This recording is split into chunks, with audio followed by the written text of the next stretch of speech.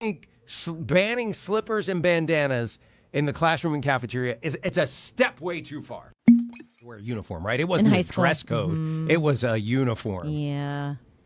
I've always thought of clothing as like self-expression. I really love clothes, and I've got clothes for every mood, every circumstance, from formal to going to the beach, like, and everything in between. So I was kind of surprised when I heard there's a university they're installing a dress code. They say that kids that go to their school, if they're going to a meeting, they have to wear a business suit and dress shoes. What? They've banned slippers and bandanas in the classroom and cafeteria. And I think, slippers I get. What's wrong with bandanas? But wait a minute. College. This is where you try on 100 different personalities, right? Yeah. I mean, how many? It's almost a joke. You send your kid off as a freshman, and they come back at Thanksgiving, and it's like, who are you? Mm-hmm. What happened? I sent my Vineyard Vines kid off to college, and he came back, and it's like he's following the. Disingenuous. First of all, what you mean is disingenuous? We lying? No, I'm not saying y'all lying. I'm just saying, like, colleges aren't fucking full of kids walking around in bonnets and fucking pajamas. You might walk into a cafeteria. Yeah. You walk into a cafeteria at any given time, you might see 3 people dressed like that. You might see 5 or 6 girls. Maybe back when you was. I was just in college 5 years ago. Okay, a lot has changed in 5 years. Okay, what I'm telling you is when I was in college, people wore bonnets, wore slides, wore durags to the cafeteria, to class. It's an overstated issue, and it's a non-issue. It's not that serious. But what I'm saying, to you, it's not that serious because of the lifestyle that you choose to live. It's not that serious to me because I think the entire idea of professionalism in this country is rooted in the white man's ideology. Once I figured out that there were white people going to Harvard and Yale that dressed like they didn't have a cent to their name, beard unkept, all kind of shit, and they go on to make hundreds of millions of dollars because they're able to code and they're able to do different things, and they never are turned down because of their appearance. Everybody understands that it's harder for black people to get into these spaces and to be accepted, so you have to fight harder and all of those things. The generations that are coming now, This is what the fight was for. That was what the marching was for. And guess So what? that nigga could wear slides to class and get the same job as the nigga in the Birkenstocks. And Do guess y'all what? niggas not understand No, that? but I No, understand because that. that's not what the marching and stuff Oh, was for. niggas didn't want the opportunity for everybody to be judged on their merit. That wasn't what the marching was for. Action to Tuskegee's new dress code policy is exactly why it's needed in the first place. Tuskegee University recently banned wearing things like bonnets, durags, bedroom slippers, and revealing clothing to classrooms and more. And that sparked a whole online debate, which I don't understand because HBCUs have been doing this from the jump. It's not a matter of not having a safe space to wear protective hairstyles or not being able to be comfortable in whatever you're wearing. It's a matter of preparing for the real world, which is exactly what college is supposed to do. And it's also not a matter of subscribing to white standards of professionalism. There's many ways to be presentable and still show up as yourself. On top of that, us black people have always taken pride in being presentable. We're literally the ones who coined the term Sunday's best. Rather than focusing so much on the specifics of this dress code at the university, the real conversation should be about what it prepares you for, or even better yet, what it could prevent from taking place. But hey, anyways, y'all let me know what y'all think. There's been a lot of conversation about what's going on with Tuskegee and other schools that are starting to mandate a dress code. And everybody's talking about the professional standard of being in the workforce while also being in a community of prestige. We have to consider that these students are paying with student loans out of pocket. And to tell them that they have to be mandated to dress an appropriate way or what the university considers to be appropriate can sometimes be misleading and also dangerous. Durag in itself for me has always been a cultural item since the 90s. I don't look at the durag as a symbol of not taking shit serious or being unprofessional. It really depends on the setting and it depends on what the goal is for you being here. Would I wear a do-rag to a job interview? Of course not. However, when we talk about students on college campus, the last thing that I want to be worried about when I'm trying to fulfill my academic obligations is what I have on my head or how my hair looks. I want to be able to hit those books, come in and show that I can retain information and that I can critically think about what's being taught to me, especially in an era where a lot of our youth are not seeing the value of higher education or continuing their schooling. This is a very dangerous type of philosophy. It can push a lot of youth away. They may look at other means to find a way to make a living, where college and universities are definitely a place for you to really figure shit out before you know exactly what you want to do for the rest of your life. I wore my do-rag probably in 60% of the classes that I've taken in each degree that I've achieved. Do we want students to think about how they present themselves? Yes, but do we want to turn them away because of their lack of prioritization of fashion and what we consider to be the professional standard? No, we want to encourage them to show up every single time. I don't want you to think that you can't be in the building just because you can't afford to have a suit or a tie, but for a student to be misled to invest their money and their thousands and thousands of dollars worth of debt to an institution that now I'm going to say polices the way that they dress. We have to use kid gloves when we think about the messaging that we're putting out. I'm not going to call out my students for wearing a do-rag or a bonnet in the classroom because at the end of the day, they showed up and they're showing up to be a better version of themselves. All right. Welcome everyone to another episode of The Men's Table. I'm your host, Jeff St. James, and we got Dave Anderson, the business bully, in the building. We got True Table making another appearance. He's a frequent flyer at this point. We got Mr. Fantastic as well as AJ Rants and Reactions. And last but not least, Darwin McPherson, a.k.a. Bruiser. What's going on, gentlemen? How y'all feeling? Can't complain, man. What's going on with everybody? Good stuff. I feel horrible, man. I was supposed to connect with my man Dave this weekend and wasn't able to do it. Wanted to go see Spider-Man with him. I ended up going to see it today with the kids, though. Okay. Yeah, buddy. Darwin, I don't know if you got a speaker on or something. One sec. And then also we have Mumia Obsidian Ali as well. What's going on, good sir? Hey, what's going on, Jeff? What's going on, brothers? How y'all feeling?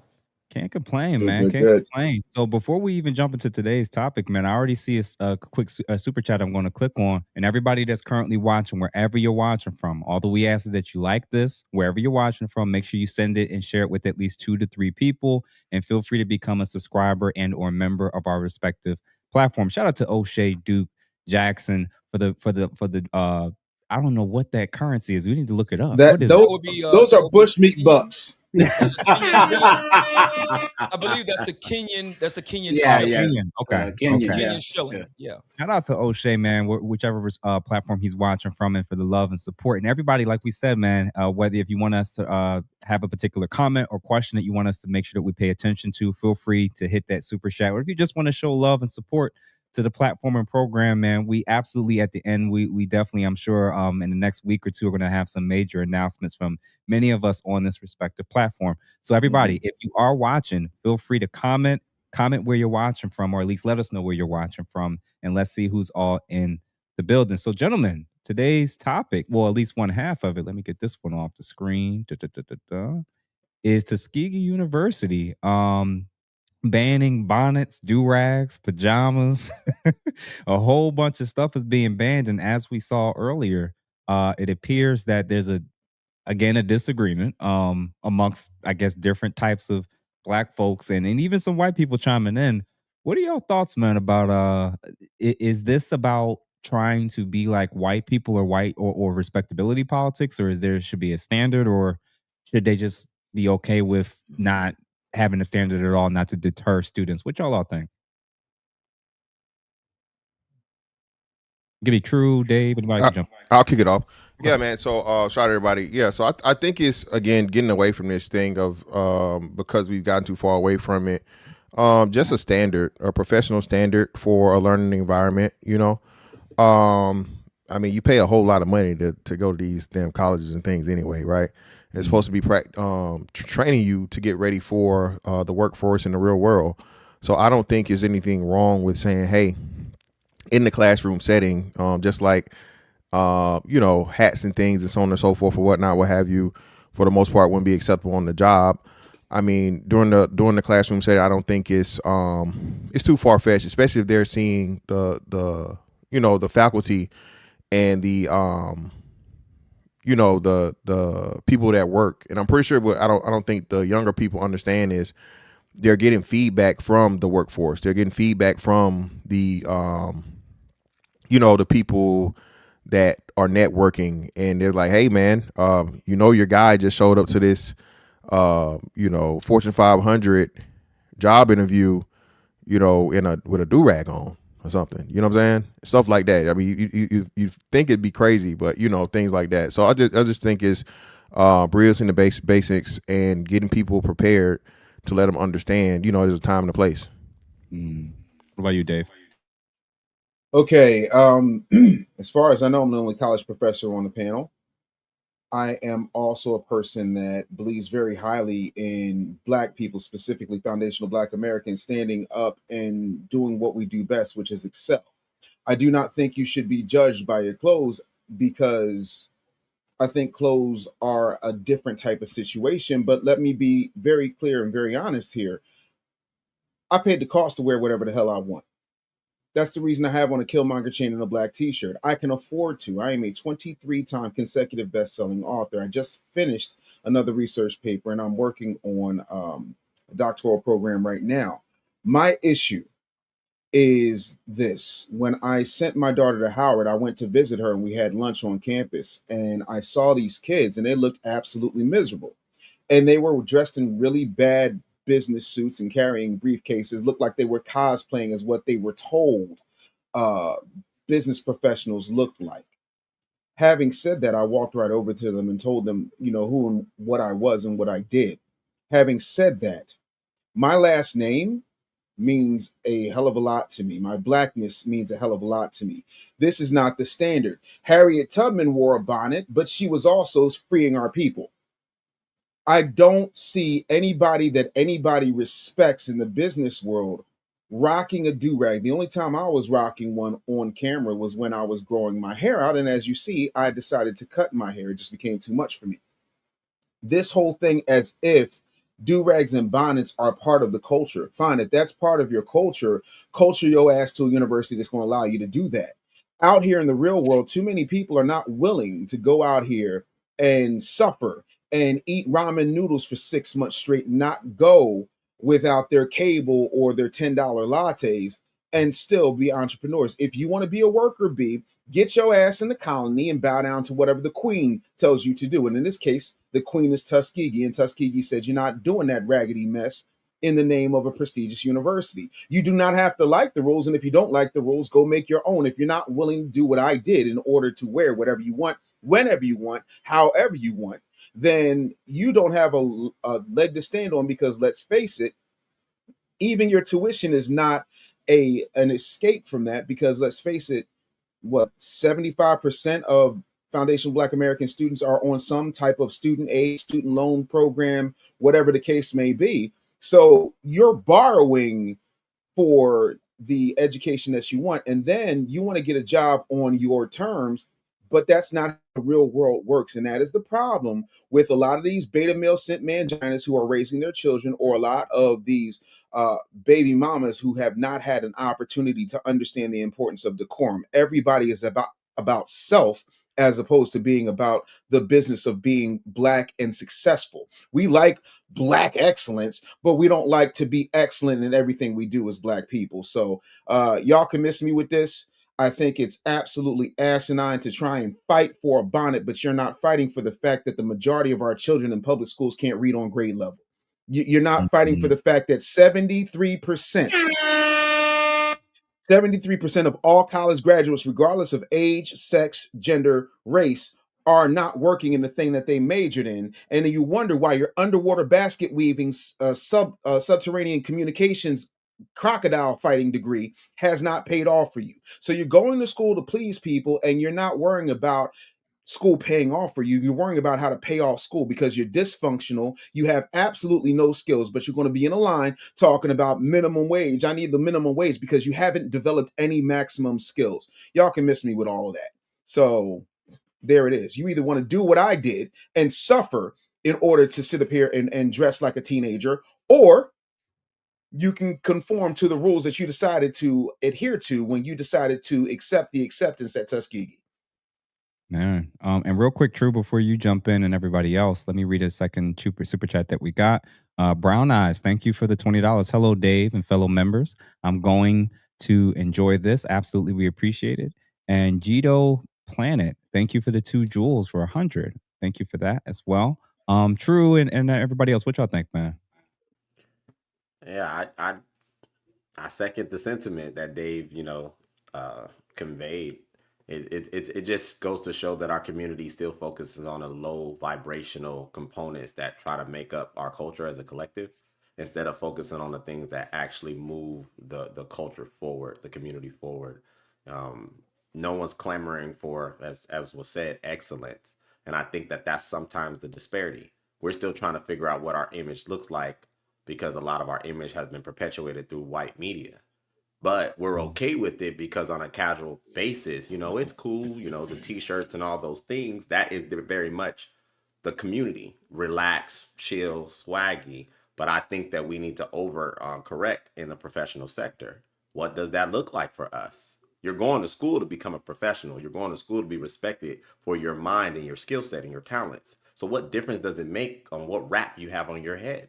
In my honest opinion, it's short-sighted and foolish, but it goes to show that it's a struggle between ideologies and identity.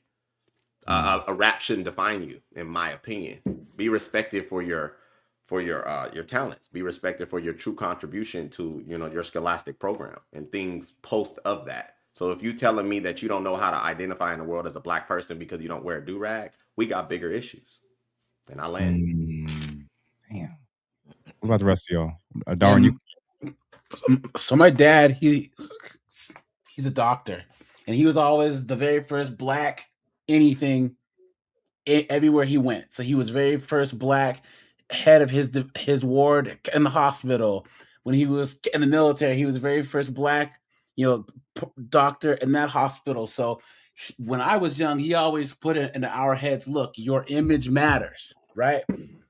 We have enough struggles, but you have to get rid of the ones that you can control, right? So pick your battles and don't add any struggles that you can basically choose to have. So like how you dress, right? You can control that, right? That's one of the things you don't have to add as a struggle to try and dress a certain way that might jeopardize something in your life, right? So that was kind of the mindset he put in me as a professional. And even now, where I work now, going through college and grad school and stuff, I've always been one of the only Black people, let alone Black males, in my area. All the other Black men that I work with are either security guards or maintenance men. That's fine. You know what I'm saying? But when I wear my suit, everyone looks at me crazy because I'm one of the only professional Black males there.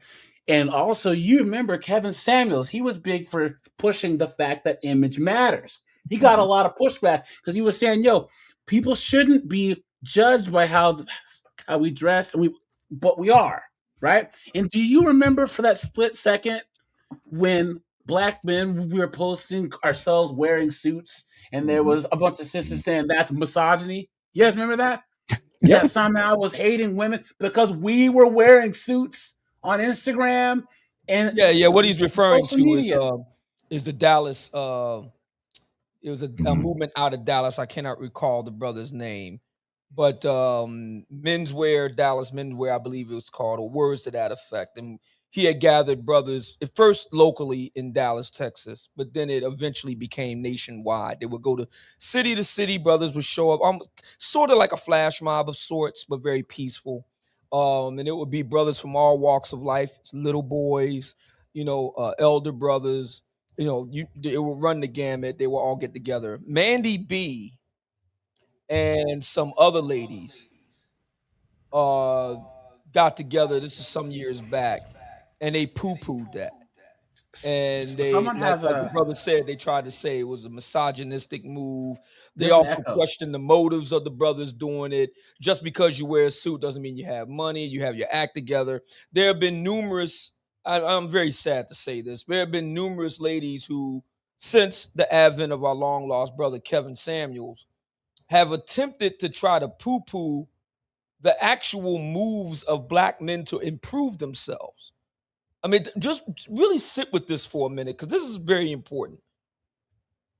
We are actually attempting to poo-poo black men who are attempting to improve themselves, groom themselves better, be more diligent about their appearance, attempting to better themselves. We talk about the HBCUs. We're talking about Booker T. Washington, who literally founded the Tuskegee Institute, now the university, Tuskegee University. We're going to actually poo-poo black men trying to better themselves. There were actual black women. I don't take any pleasure in saying this. There were actually black women attempting to call our brother Kevin Dusty. How does that even work? Yeah. How does that work? I forgot about Kevin that. was immaculate, man. Whether you agree with him, whether you liked him or not, the brother was immaculate. We should all be so lucky to touch the hem of his garment. And that's how they're going to, there's something, and this isn't a black woman thing, because, with regard to tonight's topic, we all talked about him before. I'm trying to be very generous. Mr. Conscious Lee has attempted to make a similar argument that the durag issue is respectability, politics, etc. And he actually had the temerity to invoke W.E.B. Du Bois. I live right down the street from where W.E.B. Du Bois actually taught at the University of Pennsylvania. Let me tell you something, Mr. Conscious Lee. W.E.B. Du Bois, if he were alive today, he would not look favorably on the bonnet and the durag thing. You go back and read the Philadelphia Negro and see what he had to say about low-class black behavior and culture. He did not take a favorable view of that. And if you look at his own person, from his earliest, this is documented, you look at the photographs, when he was a young man, he was suited and booted. He was known for being suited and booted and very meticulous about his appearance. He was known for that all his life. Him, Booker T. Washington, he was another one. There is something, the HBCUs, and I don't take any pleasure in saying this. Hold on, sir. HBCUs are a reflection, sad to say, of a serious rot that has taken root in Black American life. I don't like it. I don't feel good about it. I'm not proud of it. Whether you went to a HBCU or not, whether you went to college or not, we all want to see the HBCUs do well. This is not good. Yeah. Yeah. And AJ, go ahead, Megan. Go ahead. I have a coworker who went to Tuskegee. She did her master's public health, and she said that she would never, if she can go back again, she wouldn't go. And she just said that the mismanagement, the executives, the deans, they're driving nice cars and all this other stuff. The student housing looks like the projects. So the money's there. It's just not going to where it's supposed to go. It's mismanagement. You know what I mean? So she said, and now that she and her husband have a child, she's like, she wouldn't send her daughter to Tuskegee unless something changes. So Okay. Yeah, man. And I've heard the same. Everybody put the thing on mute. It's so somebody has a bad echo. I don't know if you have your speaker on. Just turn it down if you can. I heard the same thing about Howard, believe it or not. That I know probably 40 to 50 people who went to Howard, all of which are doctors. And I tell you, I heard some horror stories as well when it came to their housing as well. So I think that some of this is I love what a lot of you guys have said so far. But before Darwin and Mr. Fantastic come back through, let me read some of these super chats. Ghetto Gourmet, thank you for the $20. Stand on how you present or shut the F up. Respectfully, yesterday's price in society is not today's price. 25 zips. Appreciate you. Quarter zips. Yeah, I couldn't tell what that was at first. Quarter zips. There you go. Maverick Overlord. Thank you for the 10 jewels and the thumbs up. Gato or Gito, a planet again for the 10 jewels. Thank you for the gold coin. And for that also gold coin. And Draco Bakari, thank you for the $5. If you're going to bring up KS, bring up the fact that he didn't allow you to be on his channel with a bonnet on or lie in bed when on camera. Yeah, that's absolutely true. And before I say anything, I want to hear from the rest of you guys. So Darn, what you think? So it just sounds like these people that are up in arms about this issue just haven't accepted professionalism, before they become professionals. There's a great deal of people that believe that before you take on a professional role, you need to act it out. You need to represent, embody it before you get there. And you just have a group of people that just haven't accepted that. Also, I would say, I'm going to assume, I can't say as a fact, but a lot of these people probably don't believe that, dressing professional is going to do anything, in terms of racial discrimination and stuff and being able to be looked at or taken serious. They probably seen it time and time again. Black people over the course of years dress professionally, look the part, blend, assimilate, whatever they got to do, and still end up with the crumbs of whatever you got to get in to win on a socioeconomic level. So they probably just don't have any belief in it. And they're like, I can wear a shirt and tie all I want. The systemic issue that we're going to suffer from is still going to exist. So I might as well just dress comfortably and wear what I want to wear. That's just what I see.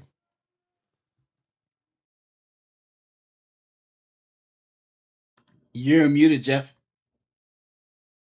What I was about to say is I think that we have to start with this conversation about respectability politics and what the people who constantly use that term, what is it that they're actually communicating? When you say Black people doing anything that's perceived as an improvement or better is trying to be white, what does that mean?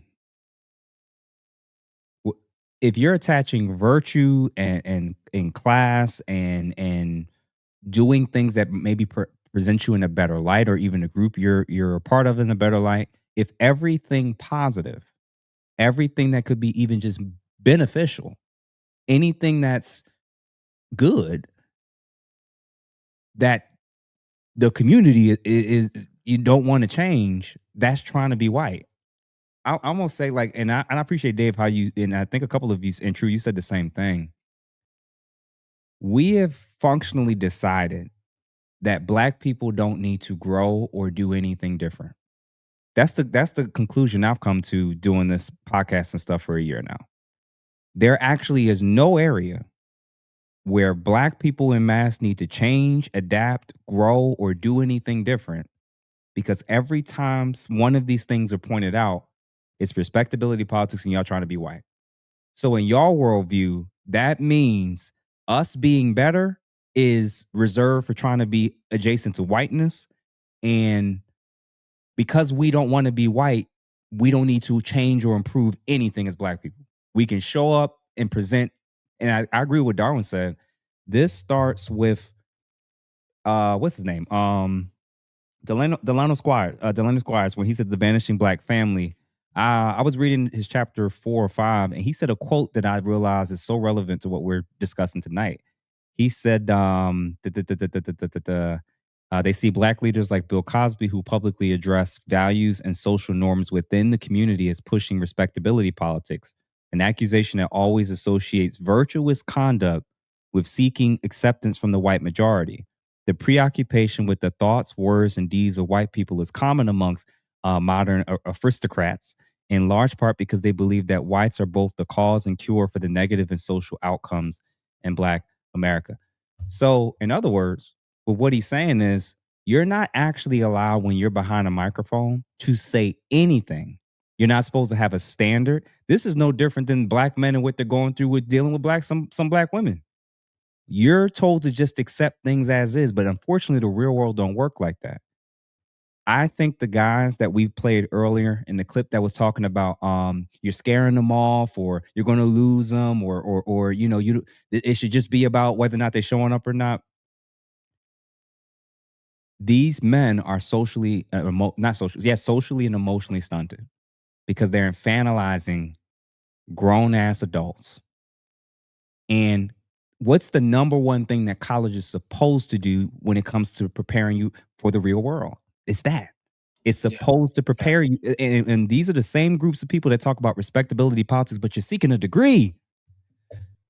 You're talking about respectability politics, but you're seeking a degree to use in capitalism, to work for a system. Yeah, it's. I don't know. Well, I was saying, Jeff, that it's war, right? Working, being out here, especially as black men, we're in a fight, right? We are. And by them vandalizing, especially young black men, and saying that you can wear do-rags and stuff, wear them at home, fine, but wear them in your job or anywhere else. It's like you have a fighter who you're sending out to the ring and you're not teaching them how to fight. You have him in the gym, you don't have him spar, you don't have him work out, and you send him out in the world, he's going to get knocked out. We have to prepare, especially young black men, and say, look, this is the game. You know what I'm saying? If you're going to choose to work in corporate America or whatever, this is what the rules are. You don't got to like them. If you want to change them, maybe get to one day where you're a lawyer, start your own firm. Let dudes wear do-rags in your own firm. You know what I'm saying? Especially when you're starting out. When you're 24, 25, you just graduate, you can't go to some job and tell them what you gonna do. But when you're older, when you're like Dave and you're accomplished, you can do whatever the hell you want to do. But my issue is now we have these young people who feel like you can't tell me anything, and I'm going to go everywhere and tell them what I'm going to do, and then wonder why they're not successful. Yeah, I think that's the biggest problem too. I think it's a generational aspect, especially when we're talking about Gen Z and Gen Alpha, as to where they've been told. I think they call it time something. It's a time disease, a being on time disease they got now, or something that they claim. Time blindness. Yeah, time. There we go. Time blindness, and being on time is whiteness, and the rules are whiteness, and Jeff, like you said, all this stuff is whiteness, and it's just like, bro, what about just order, discipline, and just common sense things being the right way? And I just think this latest generation, man, they don't want to work hard. Everybody wants to go to Streamer University. That's the university they really want to go to. Mm-hmm. You know what I'm saying? They don't want to be at Tuskegee. They don't want to be at Howard. They don't want to be at Harvard. They want to be in Kai Cenat's motherfucking dorm doing whatever, right? Making easy money. And it's just like you said, that's the worst part of it, man. And I despise this so much as to where, like you said, Jeff, according to the black community, we're perfect, right? And if any imperfection that we have is because of the white man. But if we want to make the imperfections, well, now we're trying to be the white man, which is a conundrum and an oxymoron you can never get out of, right? It's just a never ending cycle. So it's just so many things, man. And I think this is why I say, man, I really hate when people push the whole white supremacy thing and so on and so forth, when there's nothing that a white man can stop me from doing in this country, bro, in the world, actually, right? Nothing whatsoever. Like, I'm living proof of it. Like, so I operated and was successful in the most whitest institution of them all. Okay, the United States military. So if I can make it up out of there, you can definitely figure it out in college.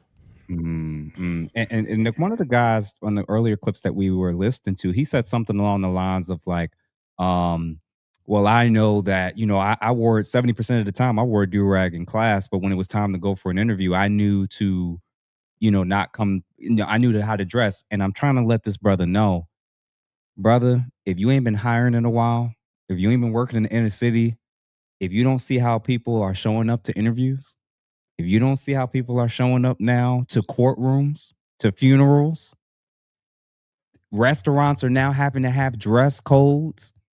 Establishments are now coming up with dress codes that they know we're not going to be able to pass. These people are being socialized in college, in high school, to think that this is normal, so that they think the judge is the one that's being weird.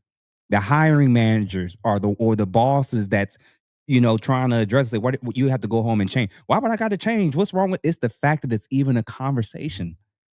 So you're infantilizing these people, these young people, when you're telling them they can dress however they want in all settings. This is the same argument when it comes to dressing like prostitutes, and we're supposed to treat them like virgins. Does that make sense? Dave, what you about to say, brother? I'm not trying to be funny, but if you look at any of the clips you showed in the beginning of this, Jeffrey, I didn't see any testosterone. I saw a lot of beta energy. I'm not even being funny right now. Like, we have to have a conversation about manhood. And that doesn't mean that I'm sitting up here act like some type of alpha man, super bro. But what I am saying is there is a level of responsibility. Whether I am sick, whether I am tired, whether I am depressed, I have people whose lives depend on me performing. When you do not have the ability to be responsible and accountable, you cannot function in society. That is beta energy. Well, I'm wearing my do-rag, and I wore a do-rag right before I came on the show. It ain't on now is it? The other part of that is I dress how I want to dress when I want to dress, but I understand the rooms that I'm in when I'm going in there. When I got my first Forbes article, I wasn't wearing a t-shirt. When I was an Entrepreneur magazine, I wasn't wearing a t-shirt, because I respect where I was. When I met 4 presidents, I wasn't wearing a t-shirt.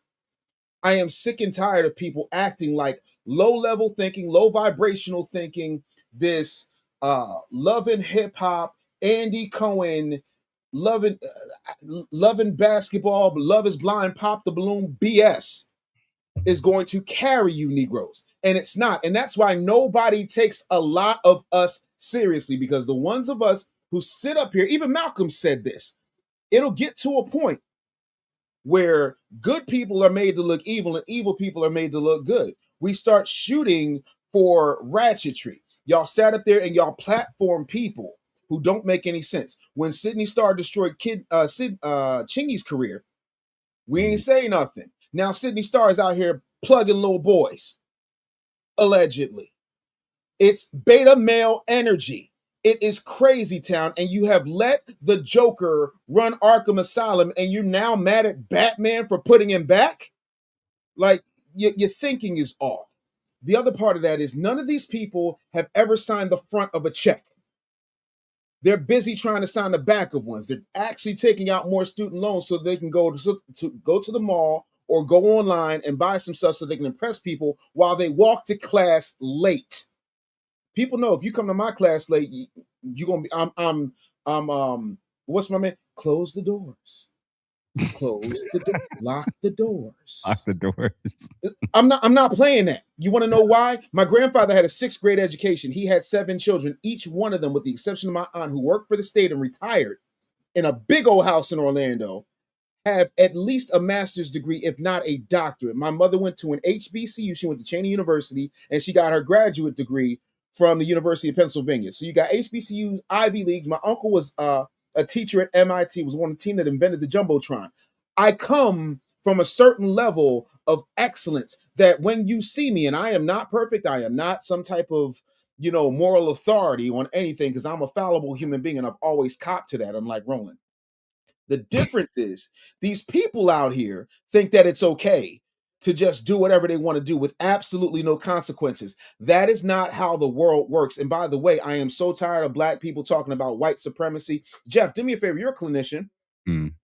From your interaction with me, can you tell me the white man who's supreme over me? I haven't found one yet, other than the one we What about Darwin? Is there a white man supreme over Darwin? Nah, Fantastic, I true, know of. Mamiya. What about you, Jeff? Did you find the white man that's holding you back? Nah. Because I'm dyslexic, I got dyscalculia, I got a speech impediment, and I speak all over the world. I'm trying to understand why people who have none of my issues can't get their ass to class and do what they signed up to do. That is beta. And campaigning for the lowest level will get you beneath where you're trying to go. But don't mind to listen to me. Now, real quick, before everybody else jump in real quick, I want to read Am I better now, Jeff? Yeah, I Is want to that read some gone? Okay. Yeah, I thank want to you. read some of these Sorry, super guys. chats real quick. David Dixon, thank you for the 1999 as a Tuskegee University alumni, class of 2018. Shout out to this brother, man, an engineer. Electrical engineer. Electrical engineer at that. I can tell you a dress code already was in effect, specifically for class. It had to get really bad for our president to come out and make this code. Wow. True, what was you about to say to this? Just to kind of segue from what Dave was sharing, yeah, I think the collective is not, the white man has not been the issue, not for a long time, in my opinion. I think what we're witnessing now is those of us who choose to raise the standard demands the standard. And to demand the standard means that the those who do not subscribe to the progression of that standard are going to clamor to keep us from now having to grow and arrive in the world as adults, have responsibility, as one was stating. I think that is what we're fighting. The enemy's never been on the outside. It's internal now. It's to Can I those who say- look just like you. Can I So say if you something, were... True, after you finish? Go ahead, True. Say that again, Darwin. I'm sorry. No, I was going to ask you a question after you got finished. Oh, no, go for it. What it seems like black people know what the white man prefer us to look like in terms of appearance and image. And I think when black people completely rebel against it, I think that little bit of rebellion gives them the sense of freedom, as if they're still fighting a war on conforming to, the chains of slavery or whatever. Just some type of resistance give them a sense of satisfaction that, hey, look, I'm still in this fight. I'm not gonna do it. I think that's where that comes from. I can't pinpoint anything else. I do know, I think it's all safe to say that we all can look at all of us on this panel right now. And if a white man came in here and chose, would he prefer, what would you prefer a black man to look like as far as image and appearance? He probably would say Ali, right? Mm-hmm. And if we asked him, who would you not want him to look like? No shade to you, Jeff. You look more hood than anybody today, Hey. ironically. So we do know there is an image that some may call the white master wants the black man to look like. And it might be just because of his own insecurity and he feels safe whenever we do look more like Ali. That's subjective. That's a loophole argument. But I think that, again, that little bit of rebellion that black people are able to get gives them a sense of satisfaction that I'm free from the chains because I'm not acquiescing to the appearance and the image that you want to portray me to be. That's just what I'm starting to see. You may be onto something. I think it's still juvenile. I think that's like your child living in your house and not taking out the trash and then feeling like they have a standard of sorts while I'm sustaining you. So you are rocking a durag and you're being combative with your little petition of sort, but then you still want white dollars, you want white respect from a, corporate perspective, you want to drive white vehicles, whatever, it's laughable. I don't disagree with you though. I do think that we still have a lot of black people who do not choose to grow up. And that's why I'm saying I think the battle is maybe on two sides. Maybe it is I the agree with you. I rebellious. think it's an immature boycott. If none of My issue, if anything, is that let's just say Darwin has a law firm, and then some white dude has a law firm. There's some of us who will dress up for the white man's firm, but then see that Darwin owns it, and then not dress up because we don't hold each other to that high standard. We see, oh, this is black owned, so we don't have to do said standard because it's us. And that's harmful too, because how are we supposed to compete as business owners, as CEOs or whatever, if we can't hold our employees, especially those of us who want to employ people who look like us, have that same standard? If a client comes into the firm, right, that Darwin owns, he wants to say, look, everyone's professional, everyone's dressed good, in the same way that Steve over there does it, right? But then you'll have people who'll be like, "Oh, Darwin, man, what's up with that? You make me, you'll take my do-rag off." It's like, yes, I am. You know what I'm saying? I'm trying to make money over here. You know what? I'm glad he brought that up, because I think that sounds like what they did to Kevin Hart on Soul Plane, right? How all the black people saw that, oh, that's a nigga. You know, we just gonna go in here and original shenanigans, right? Yo, but Darwin and AJ, what y'all revealed, now that I think about it, what y'all revealed is we have such a lowered bar of expectations for our own. Not meaning the people on the panel, but you get the people who are constantly having this argument that this is why you think anything better than what we're currently doing is white. I was like, that is the ultimate form of white supremacy to me. Is that you have a view of low expectations in all areas. When you don't now, I don't know if y'all peeped, one or two states, they're trying to see if they can pass African American vernacular as a curriculum. California California is the first state that's trying to pass it, where they can write. Darwin, I think that's you with your speaker. What was I about to say? They're trying to pass it so that it could dumb down the expectations, so these students can get away with writing and using slang all throughout. I'm like, this is not going to help you in a bunch of different domains and spaces. So it's that they're lowering the bar of expectations when it comes to black people, and it's setting us up for sabotage in the future.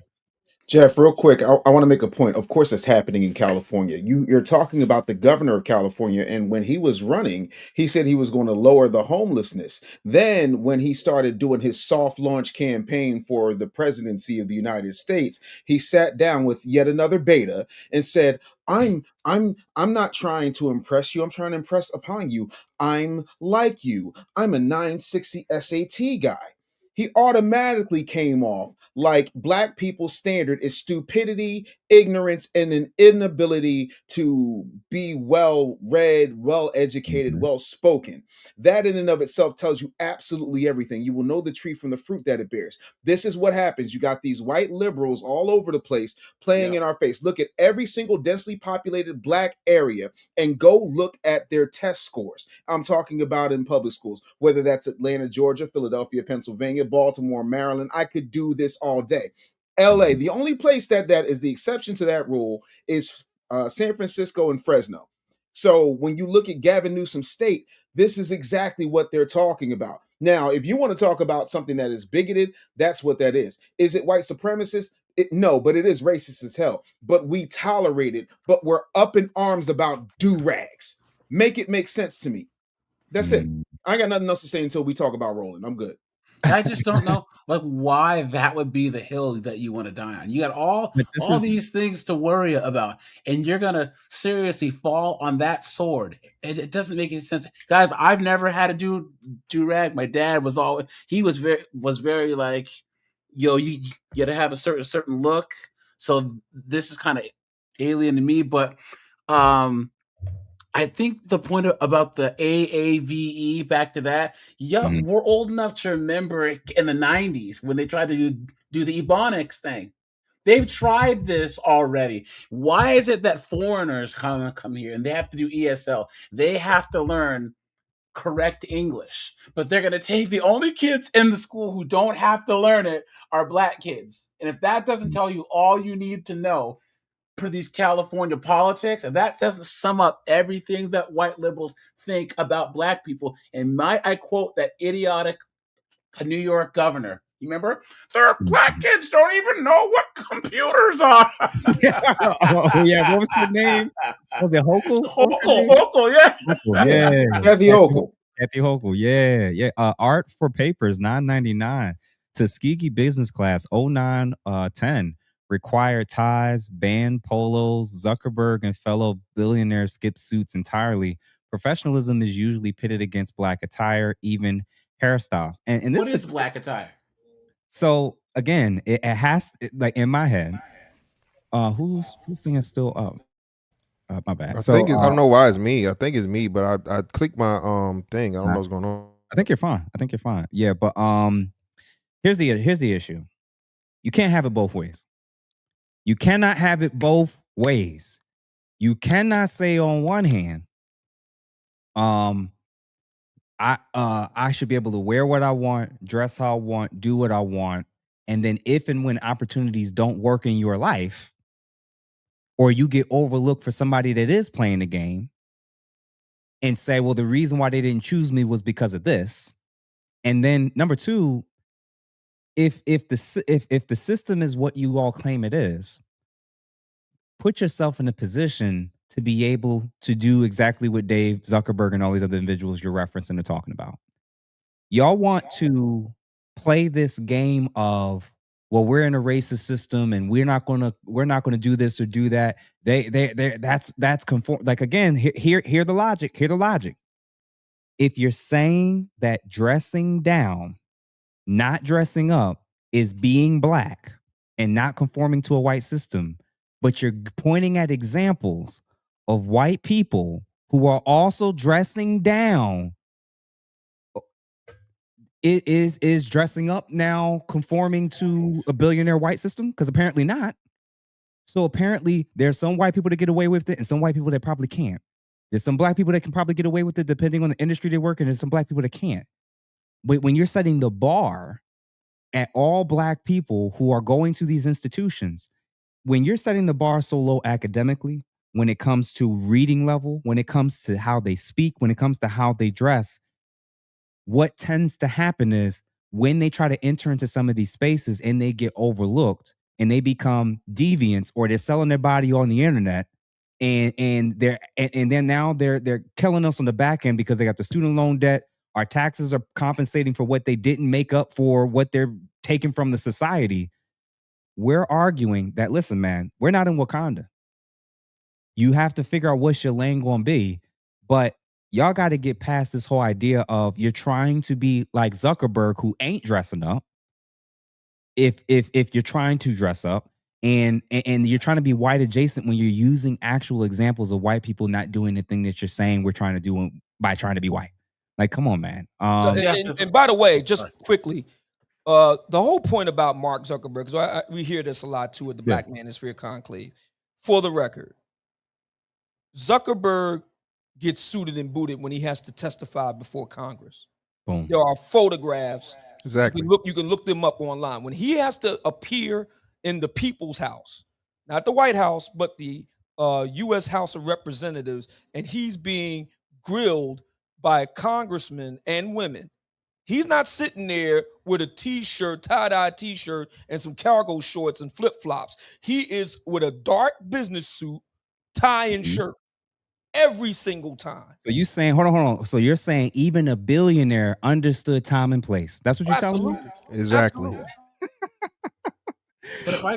Real quick, I gotta say this. When people talk to Mumia's point, when people talk about Zuckerberg dressing crazy and all that stuff when he was trying to get funding for Facebook, so on and so forth, came down to an act. Gene Roddenberry did it when he was trying to get money for Star Trek. That's what those white boys do. The other part of that is there's not a person on this panel that has not had a Facebook page, does not have an Instagram, so on and so forth.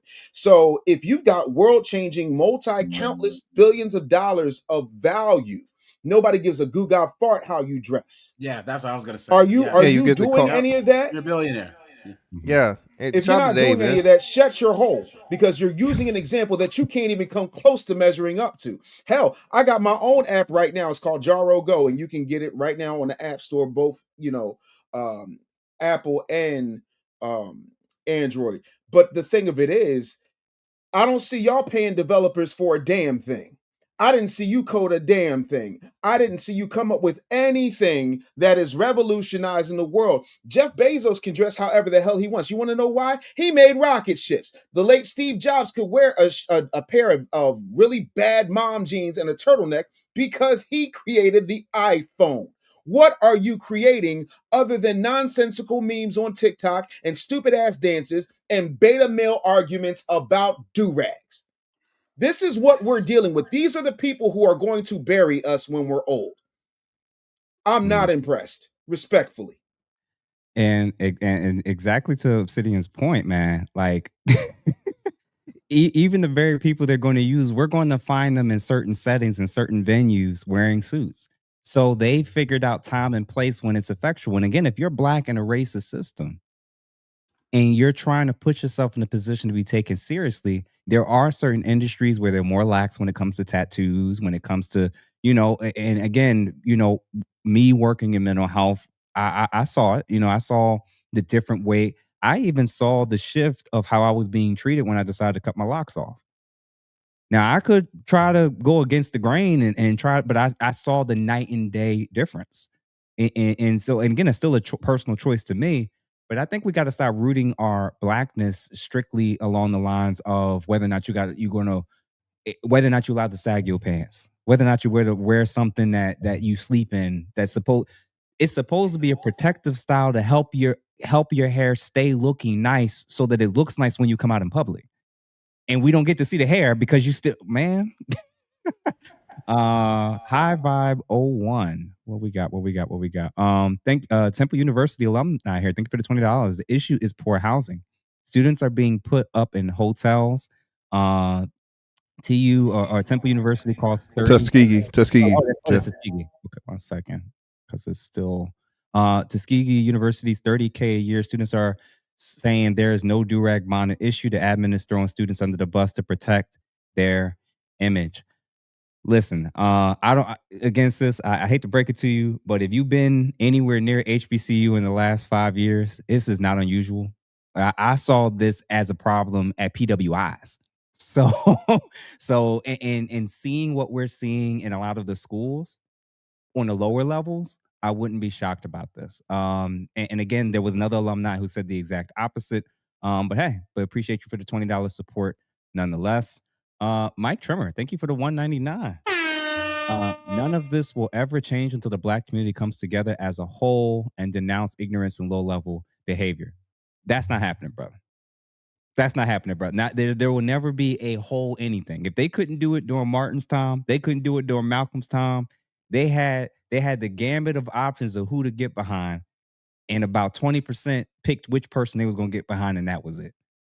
So at this point, I'm in the camp of there's going to be a percentage that's going to get their wake up call. There's going to be a percentage that takes advantage of the opportunities of being an American or just being here. It starts at home with language as simple as words like ask or ask. The ratio is clear. For every 1 KS, there's 100 Glocktaviuses who are having more kids. Oh, shit. Oh, man. Thank you, sir, for the support for the $199. Who else we got? Tequila Sippa. I got hired in a German company wearing a do-rag and exposed tattoos on both arms. They pay me $34 an hour. My work ethic, King's English, and excellency is what they bought into when it comes to me. And kudos to you, brother, but you is not everybody. Yeah. And number two, and this is the scary part. You see how he emphasized his work ethic. You see where his bar was at the work ethic. His line was at King's English. His line was at quote unquote excellency in terms of whatever that looks like. You do know there's black people that would say those very things you listed off is trying to be white adjacent. White. Especially King's English.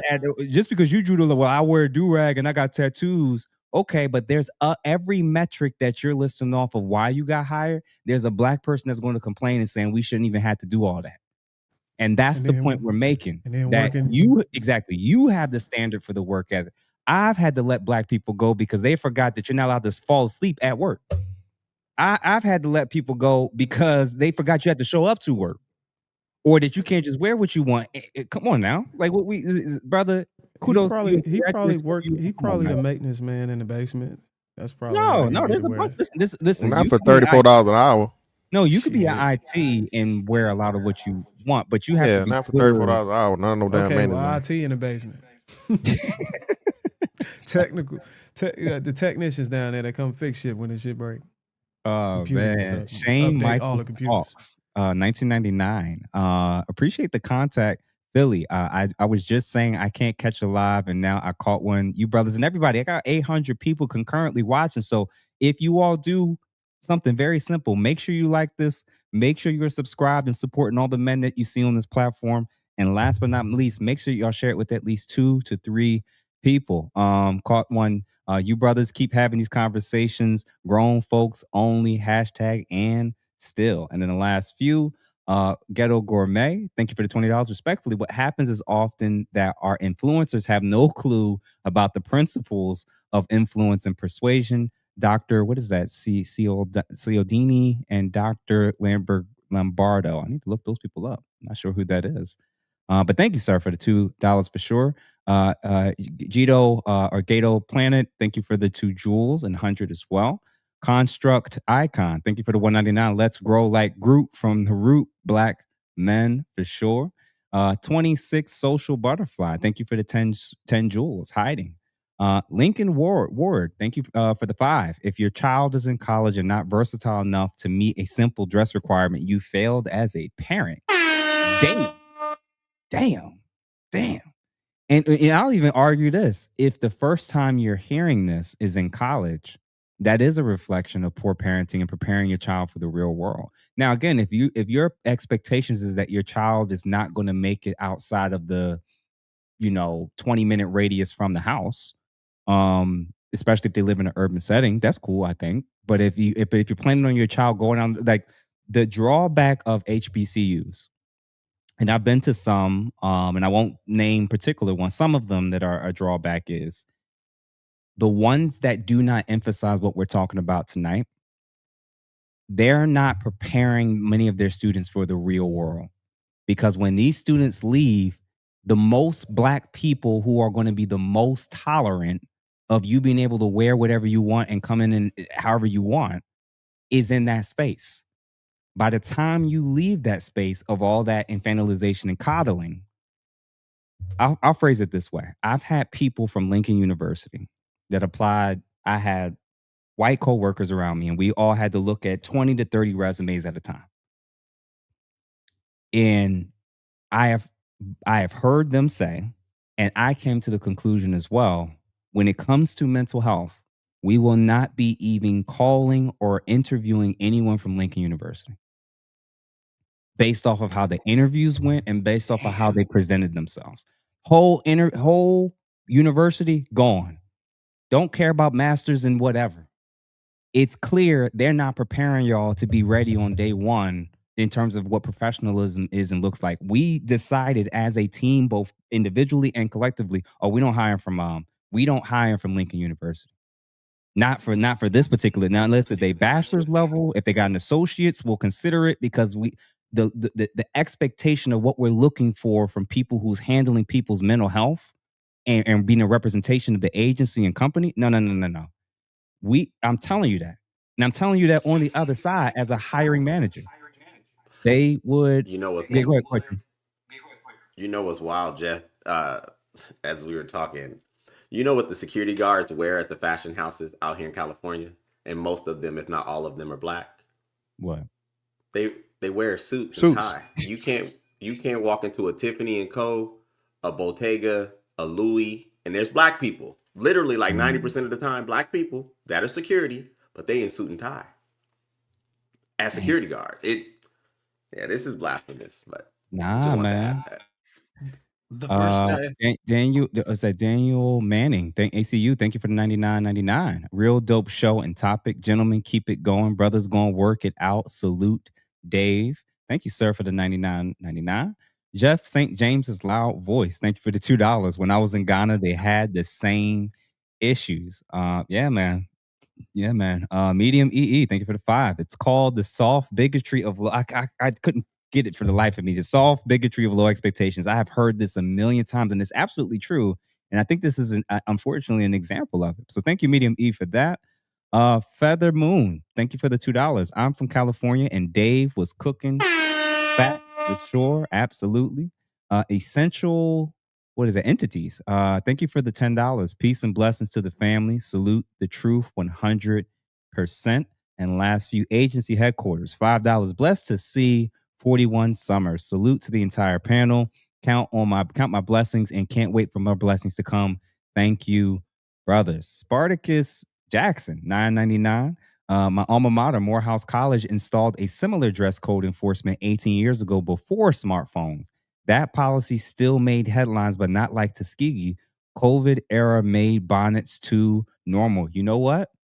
I do think 2020 definitely changed the game of, and again, because so many people started working from home, it changed how people perceived what they need to do. And the problem is like, if you don't know the environment that you work in to know whether or not you need to show up in a particular way and you just assume, it can cost you opportunities.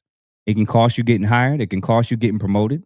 And I don't think now again, if you're very sure of a certain environment where they're fine with it, that's one thing. But not every it's the time and place.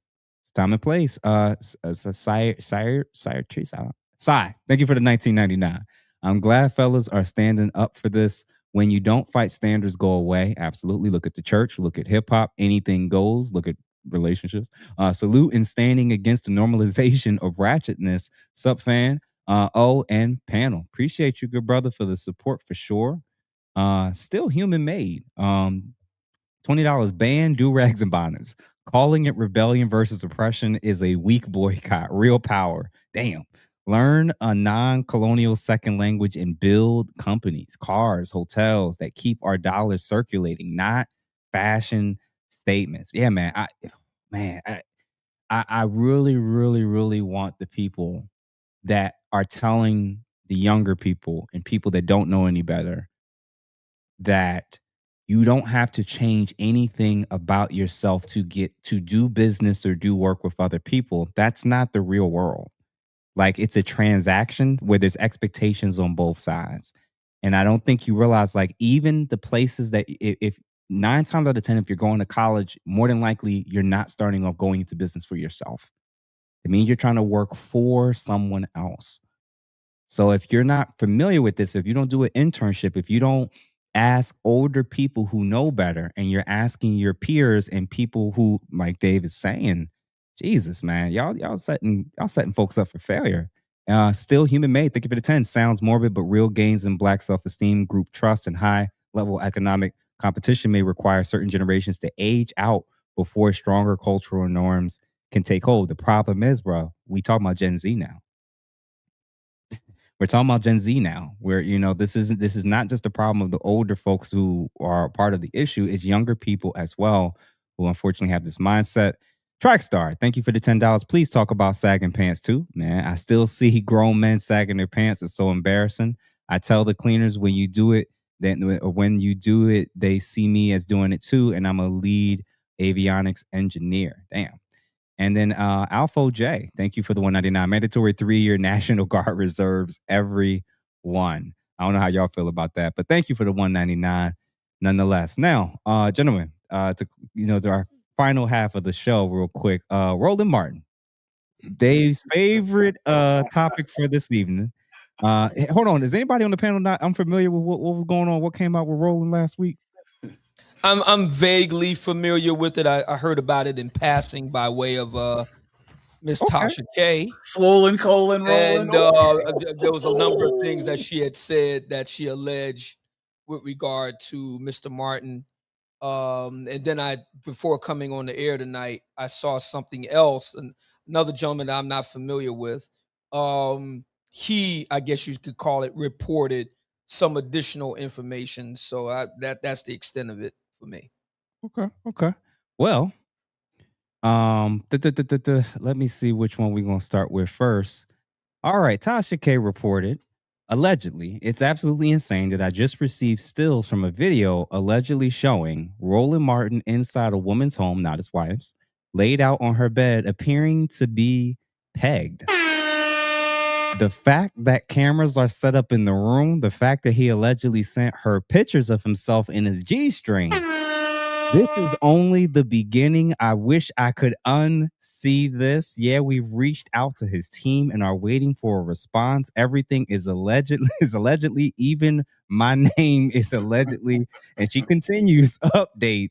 Roland Martin's team has confirmed to my team that the stills I received from him appearing naked in the woman's home that's not his wife are 100% authentic.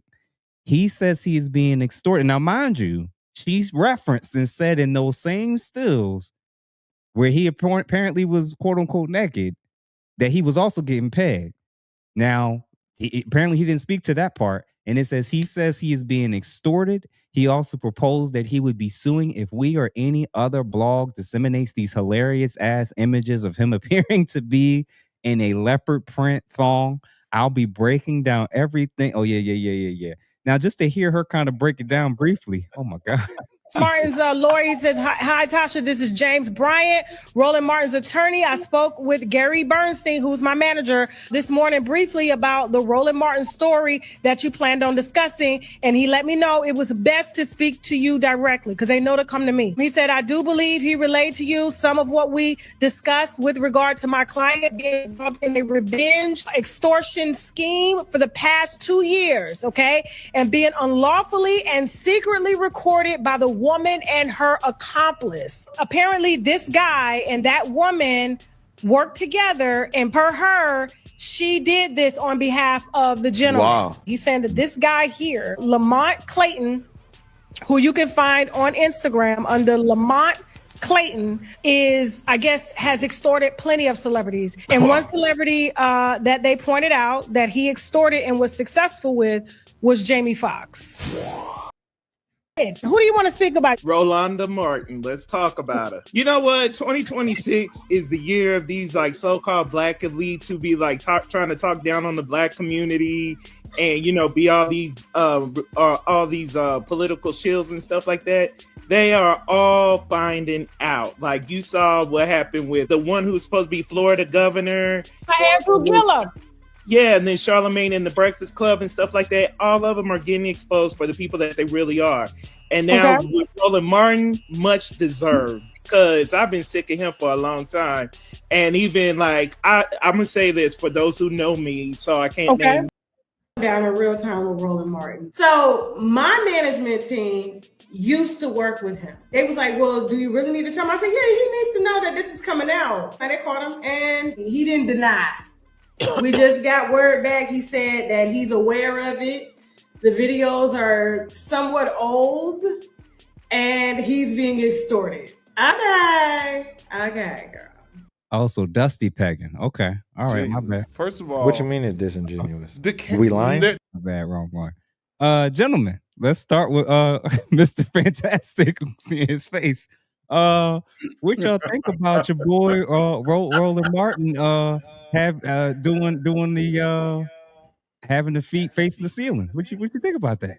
Hey man, Lamborghini door legs never a good thing, man. You know, roly poly oly, and they've been saying it for quite some time. I actually covered this the day after it came out, man, and you know, Roland is too rotund to be that flexible in the knees. That's just never a good thing. A nigga that don't work out, but he can bounce on, you know, like pause. It's just all bad, right? We've always said this about how you know, Roland had a certain you know, air about himself. You feel me? He had a certain, you know, vibe, as the young kids like to call it, right? You know, he's kind of built like a stud. So anytime I see a man that's built, you know, very, very hippie and very, you know, not solid at all, is questionable.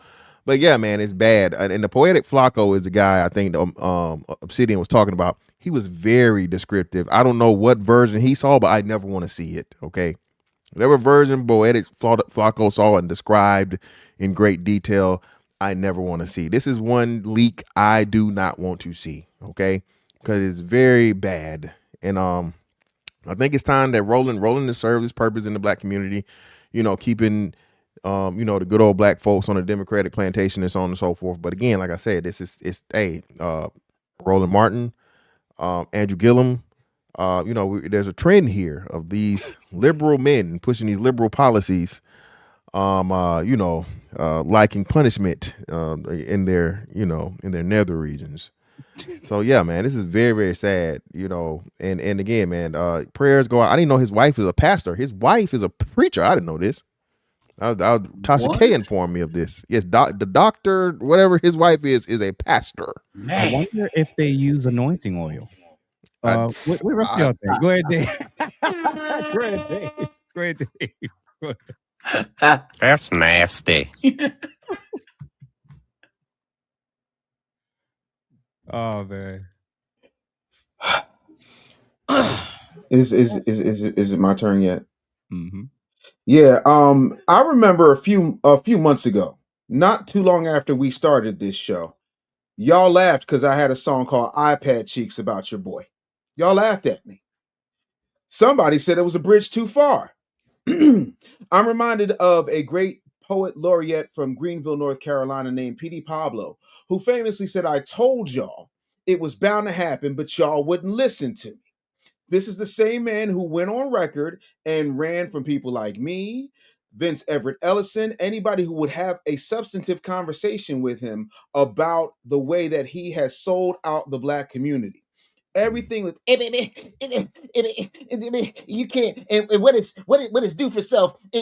You picking on people who are younger than my oldest child about telling Black men to do the things we talked about in the last segment. Shout out to King Randall. This is the same person that sat there and was turning his nose down at everybody in the Black community as if he was some pillar. I tell people all the time, I'm a supervillain. I am far from perfect. So if somebody got something to say about me, I already told y'all I wasn't perfect. So now what you got?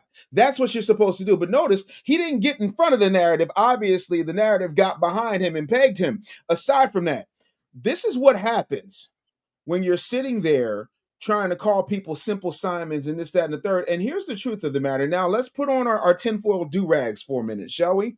Could it be that the second that Roland Martin stopped towing the Democratic National Committee's talking points, and the Democratic National Committee's bankrupt at this point, literally, because I mean they blew $1 billion some odd in 107 days. Shouts out to you, Kamala. And the Roland's favorite butter biscuits started drying up. He started talking about, "Hey, baby, we need to vote for the couch." This, that, and they said, "Oh no, you're not.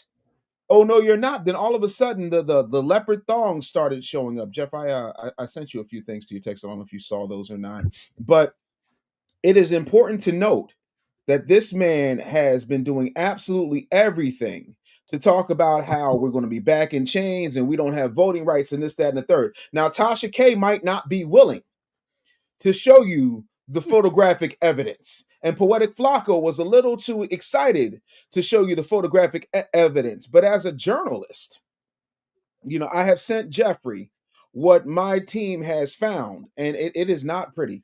If you have small children, if you have decided to operate heavy machinery, listen, I warn you ahead of time. This is not going to be pretty.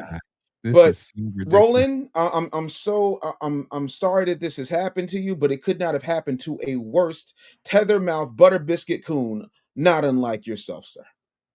Oh my God! So first, of all, Jeff, I'm sorry, Jeff. You had to see it. If I had to see it, you had to see it. Oh my God! Hold on. Oh my God! Oh, my God! He's on his iPad again, looking at cheeks. So I thought that this would be appropriate. Some of you may have heard of this before, but I'll read it briefly. I've seen your picture, your name in lights above it. This is your big debut. It's like a dream come true. So you won't smile for the camera. This nigga got his hands in his skin. Know that he got his hands in his skin pockets. He got pockets in his leg. It says here, I like your it is crazy. I'll keep it in your letter, done up in blueprint blue. It sure looks good on you. And when you smile for the camera, I know I'll love you better. Peg, it will come back to you. Peg, it will come back to you. Then Lord. and you'll see it all in 3D. It's your favorite foreign movie. That's the song, the classic song, Peg by Steely Dan. By the way, did you know that Michael McDonald actually sang on that song? Peg? I did not know that. Yeah, You know, my he's favorite in the character on background, Married yeah. with Children was Peggy Bundy. Yeah. Look at this picture of Roland, guys.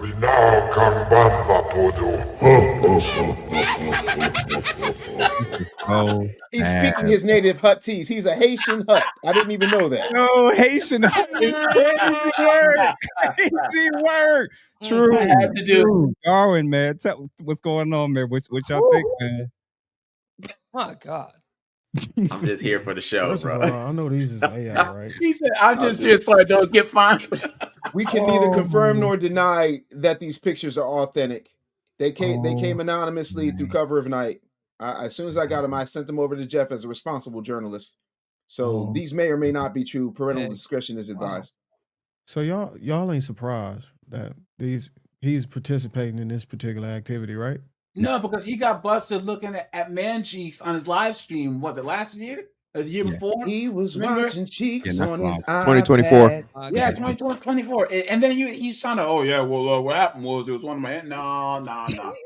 Come on, man. Come on. Dar, what you think about this situation and him not his team not denying the accuracy of it being him in these still shots? What you mean the Peg thing? Stealing Dan? I'm curious as how that worked. Like, does his team get the approval to confirm and deny by him? Or do they just like, yeah, that's him? I'll never see Steely Dan in the same light after this. Oh my God. I will tell you this. I think we ruin every chance of getting Roland on to the men's table now. First of all, you have to be a man to be on the men's table. Shots fired. Damn. So I'm going to throw something out there because, again, as a man who's never engaged in these proclivities, but is clear between, like we all said, the issues of what popped up on his tab one time on his computer, now these accusations. Roland, what size was it, brother? Oh, my God. Oh, Jesus. Oh, seriously? No, brother. This is what it is. The time is now. Roland, what size was it, brother? How do you got something like that so quick on the jump, Jeff? Jesus. What size was it, Roland? How much of a super soldier were you, good sir? Oh my God. Come on. You got to jump in his ass. Oh my God. Oh God. I guess the question is who. So it wasn't his wife. Do they know who it was that was pegging him? Apparently, now this is where the things get interesting. What I heard before coming on the air tonight. Apparently, the lady in question is the proverbial. Let's say. Lady from the urban sections of the communita, if you will. let's put it that way. Oh Jesus. Oh God. It would appear that he has a predilection for that, for taking a walk on the wild side, if you will. Man. So what Darwin said, and who else? Mr. Fantastic said it earlier. There is now a pattern on the left. There is a pattern amongst liberal men. And maybe there's a reason why they're the first ones to jump up and talk about one sexual past don't matter. Yeah. I'm starting to realize now why it's the same groups of men who always got something to say when it comes to, you can't judge people for their past. You can't judge people for what they were doing in the before. A real man wouldn't factor that in. Of course you wouldn't, Roland. God, Jeff. Come on, of course Come on, Jeff. Come on, man. Jeff, please. Hey, but this of course the past don't matter, Roland. Apparently. So yeah, man. Last week though, all these dudes, he had the vote like a black woman shirt. He's talking about all these male feminist dudes are all perverts. All of them coming together, ain't it? All of them, man. Oh man, you see them on these platforms with some of their girlfriends or wives. You finding out these scandals, the different things. Oh man, There's somebody else that's stepping into the fold that I'm kind of disappointed too. And I don't know if I don't know if Roland got a hold of him, but Mark Lamont Hill? Oh man. Okay. Man. Hold on. Mm-mm. Hold on. And I want to set the stage for this correctly. Oh Lord. Because of course I definitely disagree with Dr. Mark Lamont Hill on certain things for sure. But I want us to be very, very careful because it's one thing to make fun of the man, meaning Roland, and it's another thing with whatever it is that people. Because I have read comments. Oh, let me guess. You got him Oh, yes. scheduled to be on. No, I don't. No, I Oh. don't. No, I don't. But I pulled up this block of Darwin. But what I want to be careful with is whatever critique y'all about to make about this man, still respect his wife. That's all I'm going to ask. What happened with his wife? I'm out of the loop. I don't. What happened? Yeah, Well, what I'm noticing and observing. observing is a lot of people in the comments are noticing when Mark would be on other platforms and he would talk about, yo, she don't need my last name, or he was just saying a lot of things that a lot of traditions. He was super ultra progressive, and then we saw the woman he ended up with, and I think a lot of people was like, this makes sense. Oh, she wears the pants in the family. First of all, that's inappropriate. Mark Lamont Hill is a Temple University alum. He is an actual doctor, unlike Sheen Bryant. Now, having said all of that, as a Temple University alum and professor myself, I will tell you, my wife is in the next room. And respectfully, it wasn't no question. When we got married, maiden name gone. Now y'all can call that whatever you want. She calls any man that has that type of level of tradition, what does she call it? Delicates. But the most delicate person I saw when she was sitting across from her husband was her husband.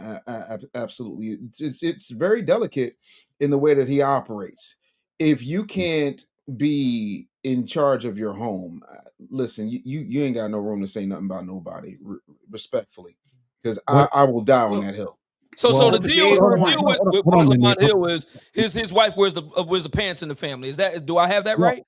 Well, I've never been in his home, so I can't speak to that. I'm just saying he has a different demeanor when he's sitting there on that podcast across from his wife than he does when he's on other shows. So when the wife from is what on I've the set, observed, it hit a lot different when the wife is on the set. Y'all remember Akash and his wife, what was her name? Jasmine. Do you remember how she would say things in contrast, say things about the people he was working with? She would say things about the coworkers he was working with, and she was kind of inserting herself in like their affairs and bringing a lot of unnecessary attention. She's not quite that, but she did already make certain comments about like their platform and what how conversations went. And they are public figures.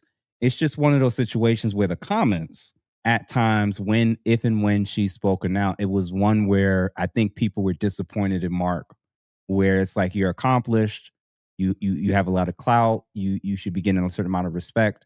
And at baseline, I think people aren't feeling comfortable with a black man, again, being in a dynamic where they're seeing him be a shell of himself when he's sitting in front of her versus all these other platforms and people who he engages with. It's very interesting to see the noticeable change with him. But what about Mr. Fantastic? Have you seen anything, or Darwin? Have you? Well, Darwin, you brought him up. So what are you thinking about him, and why do you say that? Well, I used to look up to him. I mean, not look up to him. I just to think better than what I do now. Whenever he was, on the front lines as far as fighting against police brutality. But now he's in debates with. I think the last debate I saw him in was with Candace Owens, and he was trying to argue that a trans man is a woman, and I was like, that men can get pregnant. I was like, wow, bro, you hitting an all-time low. And then I think he was on Joe Budden podcast talking about, and I think one of y'all brought it up, the last name thing, saying, I think they was talking about accepting the woman not wanting to accept her husband's last name. He also talked about that he's a partner and all this other stuff. It's just somebody who's so passionate about something so strong. Just to see him fall back is almost like you can detect when these people are kind of bought out. by these politicians because their demeanor, their angles start to drastically change. Just so much contrast between it over a course of years. It just made me wonder. Like, I mean, I think I had Dave on my channel one time was telling me how they will fund a lot of these creators, a lot of these people that come out here and speak to I think it's to drive votes, right? Mm-hmm. I think that's unfair. That's like cheating, right? Ain't that like going Yeah, behind? both sides do it. You know, both sides. So you saying that the other side do it too? Oh yeah, especially this last election. They skipped over regular media and to platforms and podcasters. I'm fine with it if they already had the mindset that's geared towards that, but making them change it just for the sake of vote, I think that's just nasty work. I think the issue, Darwin, is that people were acting like, oh, it was only the right-wing side that was getting funded and all this other stuff. And then a report had come out in like 2023 or was it 2024? Kind of like David Pakman and all these left-wingers were funded by literally government NGOs. They're literally setting them up and then paying them, $15,000 to $20,000 a month or whatever to say the stuff that they said. And there was this one OF chick who was one of the girls who was going around saying, oh, sex work is real work and blah blah blah. And then last year she was on a podcast and it was her and her other friends saying, yeah, we were paid the whole time to do the whole feminist OF empowerment thing. They're paying us $8-9 grand a month to go on these podcasts and make content, all this stuff, pushing this whole female positive agenda. And now the money's dried up, and almost the first thing that they do is say that it was all cap, because then they can make more money getting clout off of exposing the truth. Did you have a conversation with Officer Tatum yet? Cool, man. Yeah, I had that back in maybe November. Is there any contrast between how his views are now versus whenever you talked to him back in November? He's exactly the same dude. Exactly the same. I think it was Jubilee. He was debating somebody on. Yeah, I saw that. Crazy. Dave, you made a great point. You said there was no FBAs on that whole surrounded thing other than Officer Tatum. That I was watching you earlier. You made an excellent point. They couldn't find a single FBA person out of 20 people on that whole panel. Absolute clown world. True. What were you about to say? I was just posing a question. Do you guys think that the overall media arm, when it comes to our dynamics between us and typically, our black women, that they're not comfortable with seeing a dominant black man in rule of his household? Show me the dominant black man anywhere in media, anywhere in entertainment, anywhere in society, any reality show. Don't worry, I'll wait. All you see is buffoons, thugs, drug dealers, or simps. You do not see anybody saying, no, this is my house. I'm responsible for good, bad, rain, shine. It does not happen. And that is by design. The only one I can think of is LeBron, maybe, but he's not really vocal. No. LeBron is bought and paid for. That's a different ball game. LeBron is bought and paid for because when LeBron was going to organize that walkout during the bubble, Obama put in the call and he shut that down immediately. So no. Damn. The only one I can think about is the guys that's on this panel. Yeah. that runs their household. I think I think this is exposing that it's not best practice to be that transparent about your dynamics in your relationship, because then you could probably lose people. Oh, you the head of the household? We don't deal with guys like that. We deal with guys, but that's only for us. Partnerships. That rule only exists for us. I don't see that problem when we talk about our other counterparts. Our white brothers, and typically don't have that issue. It only seems to be white, Asian, Hispanic, Latino. Nothing other than us. We're the only group to where the men are expected to be subservient and beneath the women, right? To where again, it's not even cool for the masculine black man to have something to say, because all this, and like I said, we're the only group that has to fight from within before we can even fight on the outside. Sorry. No, go ahead. But even if we are accomplished, we have to share the spotlight. If there's a black CEO, if there's a black president, right, you got to have his wife up there at every single thing, saying stuff, doing just as many, if not more, interviews. I was born in 1980. I mean, Nancy Reagan, I remember, but I don't even remember what George Bush Sr.'s wife and George Bush Jr.'s wife, I don't even remember what they looked like. You know what I'm saying? Like, I just, because they was chilling in the cut. But yeah, Hillary, she was there. But Michelle was up there with Barack the entire time. And other men look at black men and they're like, what are y'all doing? The Middle Eastern man, his wife, she's covered up. You really don't know what the Middle Eastern man's wife looks like, right? But they look at us and like, even an accomplished black man who's done every single thing possible, made all the right moves.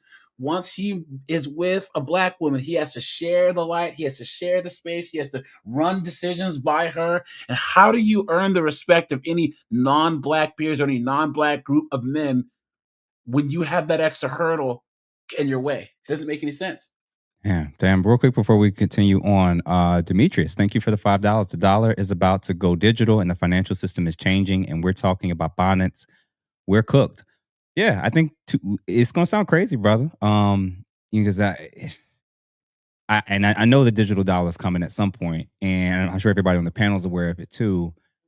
When we don't put ourselves in the position to where a year from now we're in a drastically different place collectively, 5 years from now, between now and 2030, you're gonna have the same people arguing about bonnets, and other groups are advancing and building like everybody else. Again, they got the Chinatowns, and again, you can point to history of all the different forms of sabotage, brother. It's 2026.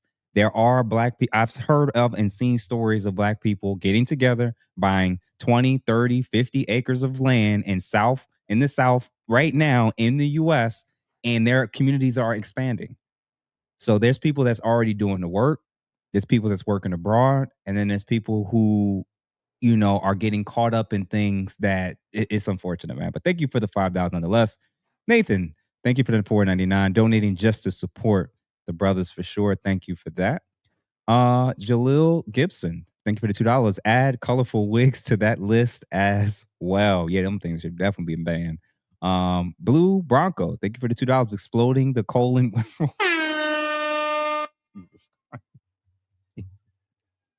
Peg, it will come back to you. Oh my God, that is crazy. Shane Michael, he said exploding the colon with Roland. Oh my God. I have never exploding colon Roland. Shane Michaels again, $9.99. Roland has been a freaky dude. What's crazy is these are the people in a certain party that push out in our face, knowing these cats have crazy skeletons in their closet. Come on out, brother. It's 2026. It sounds crazy, man. I respect the dudes that's very out and open. Again, it's everybody's personal right to keep what they want, but then stuff like this happens. And now it makes sense why you've been telling us to vote like black women. Now it makes sense why you're telling us politically to be led by our women. Now it makes sense why you are the attack dog for the DNC to attack any black man that's standing up and saying they're not delivering. It makes sense now. It actually makes total sense. He be rolling, still human made. Thank you for the $2. Brew Bronco, I'd rather root for the Sixers than listen to Roland. Hey, listen, brother. Welcome. Hey. We gonna welcome all the bandwagoners this season, brother. Come on to the bandwagon. Back to back. Let's go. Gonna be lit, Mr. Fantastic. Wait for you to come into Philly for a game, brother. Jeff St. James's loud voice, $5. Poetic Flacco was too excited to describe Roland's size situation. I think as a man, we must have a certain decorum about subjects like this. You know what's crazy? There's no decorum when it comes to people, heterosexual black men that aren't on a plantation. They will say whatever they want about you. They say you ain't black. They say you a sellout. They say you a coon. They will call you every book, Sambo book. They'll try to ostracize you. They'll try to target you. They'll try to blackball you. But then we want to have tact when it comes to what's going on their side with the debauchery. No, nah, brother. Nuh-uh. Alpha J, thank you for the $1.99. Where is the ascot? You're missing an S in ascot. Yeah. William F. Beeman, thank you, sir, for the $5. Waking up to the show, being on cool, waking up to see 32 miles of BBC being shown on the. I am calling corporate for sure. That is hilarious. Mr. GQ Smooth, $20 here to support the show. Good show. Thank you, sir, for that. Red Falls Black, thank you for the 200 jewels, jamming. And last two, the Real Black Lexicon, $20, showing my respect to your mission. Thank you for that. And last but not least, Daniel Manning, again, $4.99, nesting toys, rolling you pay. Oh man. So final thoughts, man, between in general, between and I think these two stories, they're completely separate. They're not connected at all. But I also think I'm seeing a pattern of what's one leading to the other. I think we're seeing a lot of men that have compromised forms of masculinity. And when I say that, I'm not even necessarily referencing the whole Lamborghini feet up to the ceiling. You mean Peg, it'll come back to you? Obsidian. All I'm saying is I'm noticing a trend where men that are very subservient to women, men that are very submissive, men that are often wanting women to be in a dominant position politically, publicly, and even behind closed doors. It seems like they're the same ones that's often infantilizing the Black community when it comes to any level of expectations for us to grow or improve. And I think we're seeing that pipeline where the weakest form of masculinity the weakest form of a man is when he can only see himself through the eyes of a woman. Is anybody familiar? I'm sorry, go ahead. Yeah, so I don't know. I'm in a space where I'm starting to realize like we shouldn't be surprised anymore if these guys as women are getting on platforms and saying, "Yeah, I hated him for like 10 years during our marriage." What? Would any self-respecting man, let alone a man that loved his wife, why would he say that in public? He could say that to his therapist. He could even say that to his close, immediate mentor or friends if he's really going through it. Why would you say that amongst millions about wanting to sleep with other men or wanting to do threesomes with your friends, man? And these women are wives. I read a quote today that I realized is connected to all this entire situation. Somebody said, Aisha Curry and Jada Pinkett Smith have said worse things about their husbands than Vanessa Bryant, who went through that public cheating scandal involving Kobe Bryant. Aisha Curry and Jada Pinkett Smith have said worse things about their husbands than Vanessa Bryant. Wow. And I think we just got to take into account like there is a world where when decorum doesn't matter, standards don't matter, women can say whatever they want. The men should just be quiet, and anytime we're called to do anything, it's the master, it's the white man, it's the this or the that. The pipeline of men wanting to not let us push us towards growth, and the men that are getting caught up in these type of situations, I just don't find it surprising. So I want to hear from each of y'all, just to kind of close this out and final thoughts. Dave, Darwin, AJ, y'all can start us off. Yeah, I think in all things, right? I'm gonna say this personally. I can tell you there is a distinct difference between who I am now and who I was 361 pounds ago. I can tell you when I walk in a room, it's a lot different than what it was then. I can also tell you that 23 books changes a conversation as to how people view my level of intelligence. I can also tell you that anything that is happening in my home is in my home. And the other part of that is you can be strong, you can be stern, you can correct Black people, but if you're not doing it in love and with deference and respect for wanting us to be our best selves, even while we work on ourselves, that is where the problem comes in. When you start calling people dumbasses and simple Simons and coons and whatnot, you can't be surprised when somebody finds your butter biscuit collection and starts holding it up back in your face. The other part of that is college is a microcosm of the real world. If you can't handle getting up and going to class, you can't handle getting up and going to a job. And if you're not willing to do that, either Find your way into the military like Darwin, who served our country honorably. I don't know who else on the panel. And Mr. Fantastic. Yeah. And Mr. Fantastic, thank you for your service. If you're not willing to do that, then go do that. Because here's the thing about discipline, and this is the part that nobody likes to talk about. Discipline in when you have a system, you can take an 18-year-old snot-nosed kid from any ghetto hood place that you want to and turn them into an absolutely unaliving machine. Just with systems. So when we talk about what is going on in our community and we talk about the fact that it is not wrong to say that masculinity is not toxic, what is toxic is this leopard thong wearing beta male simp mangina, vote like a black woman, go to my iPad so I can look at booty cheeks, or wherever Jeff got that collection of phalluses from. And that part I didn't send it to. That was all Jeff. Yeah, I don't deal with none. I want it for the record. That was not Jeff. Them AI images, I copied it. No, sir. No, that ain't no damn Google, sir.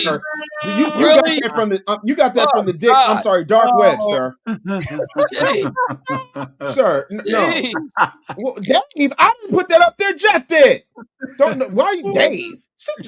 Don't you got some sirens to listen to, Obsidian?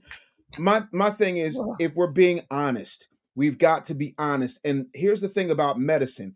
It hurts, but it heals. And we got to stop saying that every time we say something negative, that we're tearing down a black woman, we're tearing down black men. You should be able to do this. You should be able to do that. I remember telling my own daughter, yeah, you have the right to wear whatever you want to wear. That is true. However, if you decide to go to the Philadelphia Zoo lion enclosure wearing a Lady Gaga steak sweatsuit, the lion don't give a damn about your rights. That's what it is. When you paint yourself out to be a hero or a saint, you get set up like that. And the second you got off of the agenda of the people who are paying you multiple six figures, and y'all know that part is a fact, maybe, just maybe, they held something back. When you are independent and you don't have a master, nobody can make you a slave. If you get ahead of your narrative, can't nobody hold you back. Everything that is happening both at Tuskegee and with pink panty leopard thong man is happening because of a lack of standards and a lack of understanding when it comes that you can critique in love. You can still be funny. You can be all of those things. But if you're not willing to put yourself in a position to understand and lead with a certain level of sympathy and empathy, y'all can say whatever y'all want about me, but I ain't never forgot where I came from. And I never forgot who I am and whose I am. My last name is Anderson and I stand on that. Period, point blank. Peg, it will come back to you. Oh, Lord. I tried. Obsidian's By the way, there's another really good Philly song it just came to me that also came out in the 1970s. I don't know if anybody's a Doors fan, The Doors, but The Doors had a really good song called Backdoor Man. Anybody hear that one? Bro. I knew he was going to go there. Bro.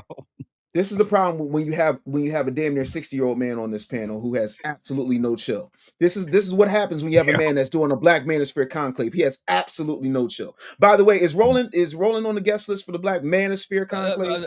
No, we don't have any backdoor action for him. So I'm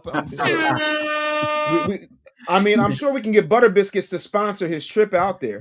There's a no Lambo legs policy. he got suicide thighs. That's crazy. Oh, suicide thighs. That's crazy work. Darwin, what about you, man? And all I got to do is say, y'all got to learn how to let people get pegged in peace, man. What? Let that man get pegged in peace. Listen, y'all can find me on Instagram, Dar McPherson, TikTok. I'm not doing this. I'll be coming back to YouTube shortly. I'm on, what's the other one? Twitter and I lost my count on Twitter too. But I'm on Threads. Pegged in peace. But yeah, y'all go let that man get pegged in peace, man. And that's all I got to say. We'll come back to you. Dave, thinking about a song already. AJ, what about you, bro? Yeah, just the first guy that you had on the screen when I jumped on, he was trying to say that a dress code might discourage students from going to college. And one of the things that as Gen X, we were a generation that was really pushed to go to college. Like college is the only way. If you don't go to college, there's something wrong with you. If you're going to join the military or do a trade, there's something wrong with you, right? And look at Gen X. you know, and millennials, the student loan debt, especially with women. You know what I'm saying? Like maybe we need to take a look at and say, look, what is best for people? Is college the way? You know, because I do good at my day job, but the two guys I know who make way more than me, they didn't go to college and they're self-employed. So there's other options where, and that guy's whole narrative made it seem like that old school, well, we need to uplift ourselves by going to college. Like that's the only way. And that's a very, very dangerous message to tell these young people nowadays, especially with this economy and the cost of tuition. Right. And then the other thing is, there was a guy, he's in his 50s, so he was older than me, who I work with, and he would wear his suit, but he had Jordans on.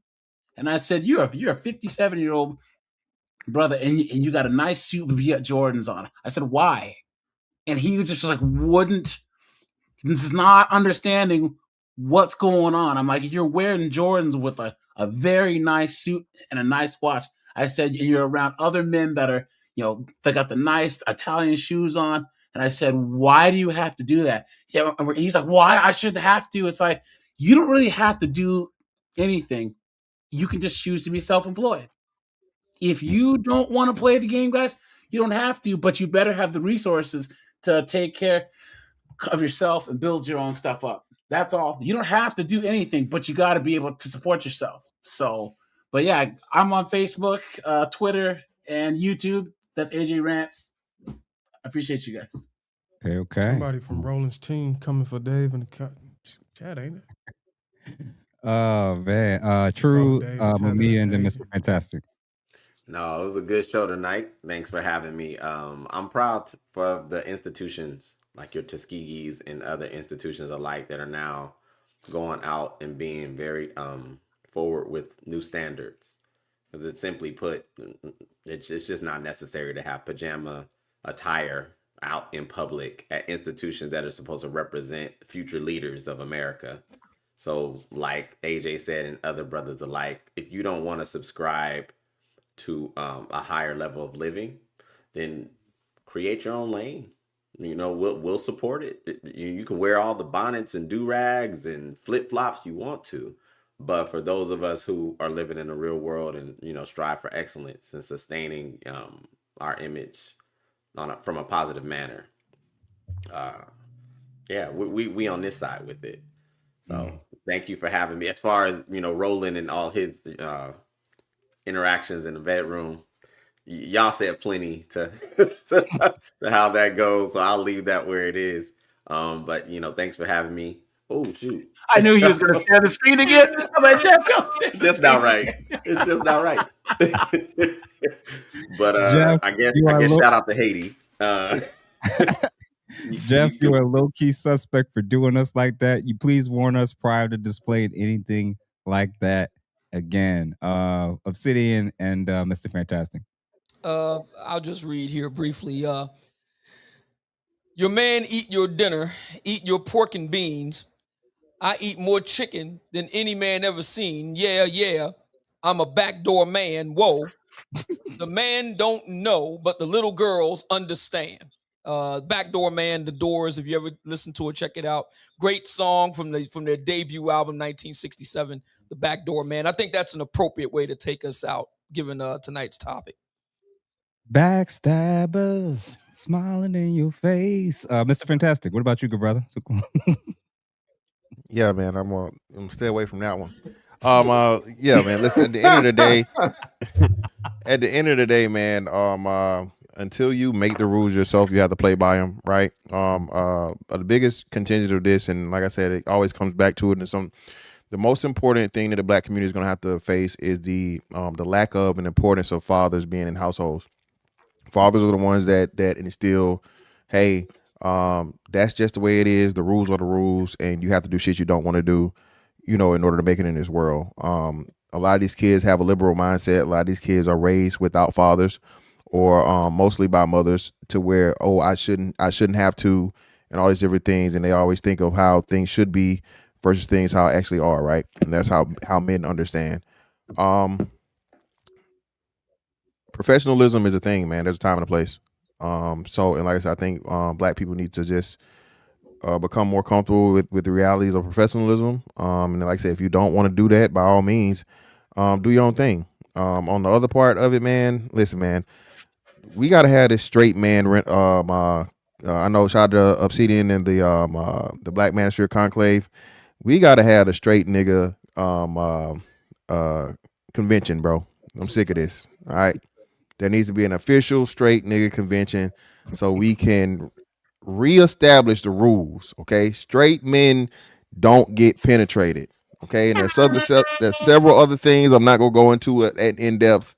But hey, man, these young kids out here are confused because of all of these, pro rainbow policies and ideologies, and like, nah, man, it's just certain shit. A straight man only deals with biological women, and a straight man don't have his legs in the air. Now I'll leave it at that. Brother, we may actually have to do an actual conversation on that, because I went to a party last year and it was about 30 couples in there, and it was a card game, and they asked, let me see who's on it. They asked who had ever what was it, got their gooch licked and something like that was what the card was. You know that there was multiple couples raising their hand in the midst of all of us. And I was like, in my head, I was like, even if you enjoy that, why would you? So you're right that I'm really reevaluating. Like, I did not realize when women I'm gonna give women this. Their numbers are definitely crazy when they're saying like 90% of black men are gay and all this nonsense. There's a lot of men that's doing this type of activity, and I did not know this 2 years ago. But that's different than what Roland was doing, right? Well, this argument, Darwin. When you start down there, where you're allowing a lot more attention and activity, it's a slippery slope. That's what he's trying to say. It is a slippery slope once you even in that ballpark. So if you requesting that, if you're in a crowded room and publicly talking about enjoying that means pegging is not that far. TMI, right? Pegging is not that far. It will come back to you. Yes. It'll be all in 3D. Yes. I mean, y'all been married for X amount of years. I mean, y'all significant other ain't never slipped off the ball. Ain't no slip. Ain't no slippage. As you said that at that party, ain't no slippage. That's the problem. And they couldn't believe it. They couldn't believe when I was like, my wife is sitting right next to me. I was like, absolutely not. I'm not down with that. I'm not cool with that. And it was like, man, I said, I don't need a description, brother. I'm good. And it was like, they're trying to convince me. And I'm like, they're trying to sell you on it though. This is why when y'all making these arguments about what women can do to y'all and it don't really count because a woman's doing it. And I was like, listen, brother, if the sensation feels very similar, it's not going to be that hard for you to go, no pun intended, to go from a woman doing it to a man doing it. If you come on now, hold on. That's Jeff, fine. I keep trying to tell him, Jeff, it's certain things, brother, like you never go from weed to crack, because once you go from that, you can't come back. And if there's anything that feels better than a natural, you know what I'm saying, explosion inside of a woman, I want no parts of it, bro. I want no parts of it, bro. I want no parts. Weed to crack. What about crystal meth? How about that? None of that. No. Black people leave the white people drugs alone. If you go to a certain level, there's no coming back down. And a lot of brothers, man, again, man, once you get that now, that's the only way you can, that's bad, man. It's all bad, bro. And what's worse is how much skin did she have to? Oh my God, move aside. Never mind. That's crazy work, man. Crazy work. That ain't the crack. That's the Grand Canyon. You know what I'm saying? To close us out, man. Alpha J, thank you for the $4.99. Poor foresight. Who profits from bonnets, extensions, durags, spider lashes, and raptor claws? Tossing money out of the most educated community. Thank you for that. Blue Bronco, thank you for the $2. Hillary stood by Bill 2. Still can't stand them. This is true. This is true. Stacy Key. Oh, we already did that one.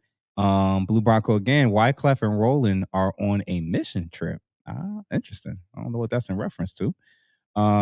Appreciate the show, fellas. Thank you again. And thank you everybody that tuned in. And shout out to all the people that gave, that liked this, that shared it. We got up to a decent number of people that tuned in. And guys, if everybody doesn't know, It's every Wednesday, 8:30 Eastern Standard Time. We run like clockwork. And thank you, Stacy, for that. And then Slim, thank you for the $5. There's a severe shortage of people in the trades. Many will pay $100K to create self-sufficient community. We need grads and trades for farms, clinics, etc. I agree.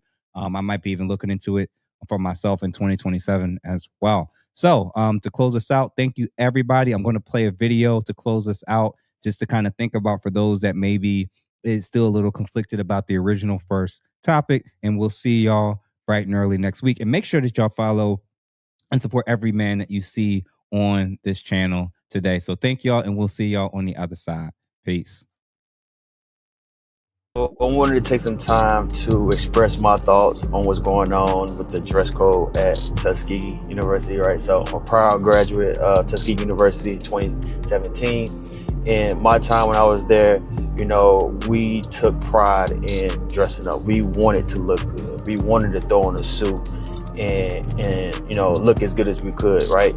Especially on a fried chicken Wednesday or fried fish Fridays. Like, we are walking in the caf 12 o'clock on the dot, like it's a fashion show. We want to be seen because we know we put that ish on, right? So I've always, and my peers always took pride in looking good and trying to look as best as you could.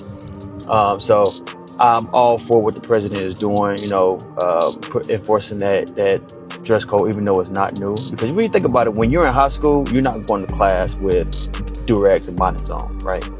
When you graduate, you're not working in corporate America or wherever industry you're working in. You're not going to be wearing Durags and Bonnets. I'm just saying. In my opinion, I think it looks ghetto. And, you know, to be out in public with that, that's not really a good look. So for what the president is doing is making sure that all of our students look presentable, especially if we have alumni or we have visitors coming to campus. You don't want visitors seeing our students walk around campus with bonnets and durags on. That's not a good look, right? We are a prestigious university, right? And we should be held to that standard, especially when it comes to appearances. So again, I have no issue with it. I don't understand what the uproar is. So I'm curious to know y'all thoughts. Like, do y'all agree with what the president is doing or not? Like, I definitely like what he's doing. I don't see nothing wrong with it. And that's not a hard rule to do. On the Tuskegee dress code situation, I want you to hear me clearly. If I ever find out one of my 4 went to class in a bonnet or a do-rag, I'll bust your head to the white man. somebody's getting cussed out. Okay? And spare me the professors are forcing kids to conform to white expectations argument. That is disingenuous. Our Sunday best was never for white people, okay? There were no white people in our churches. Presenting well was for us, by us, and it was about us. My professor at Cal State Northridge, Pan-African Studies, Professor Scott, was one of the most notoriously tough educators in the state of California. A blackity black man, okay? Hugely prideful about our blackness.